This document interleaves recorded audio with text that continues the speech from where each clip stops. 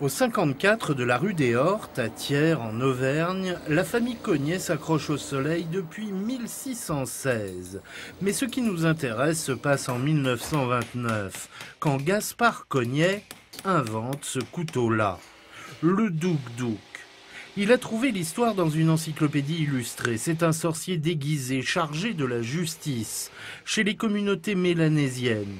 Il le fait graver sur le manche d'un excellent couteau en acier, pensant en vendre dans toute l'Océanie. Échec.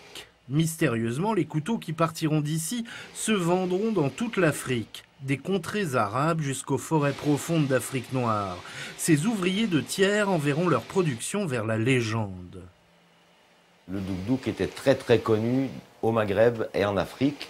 À la suite des événements en Algérie, mon grand-père a pu se retourner facilement sur l'Afrique noire parce que le couteau, si vous voulez, passait déjà par les Touaregs avec des caravanes et servait de monnaie d'échange avec l'Afrique noire.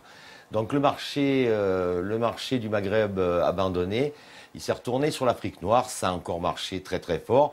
Et ensuite, bien sûr, politiquement, l'Afrique s'est dégradée, donc on a perdu des marchés. Et le douk-douk, ramené dans les bagages des coloniaux et des ouvriers algériens, est devenu une légende, un couteau excellent, plat et tranchant, très recherché. Il faut 38 opérations pour fabriquer un douk-douk. Et dans cette manufacture où le temps semble s'être arrêté, le douk-douk est fabriqué avec passion, à la main.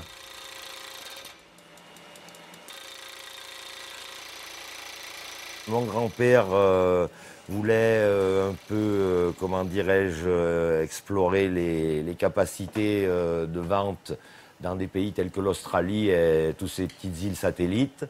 Donc il avait déjà inventé le modèle, c'est-à-dire la forme du couteau, et cherchait une marque à poser sur le manche. Et c'est là qu'il est tombé en cherchant sur les vieux Larousse en 2 volumes, il a trouvé l'effigie du personnage douk-douk, avec comment dirais-je, un truc très succinct, quoi, décrit sur le personnage, dieu mélanésien du châtiment.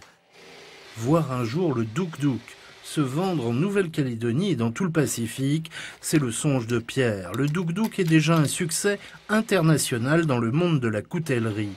Mais réaliser en plus le projet de Gaston, dit Gaspard Cognet, c'est le rêve de tous les Cognets.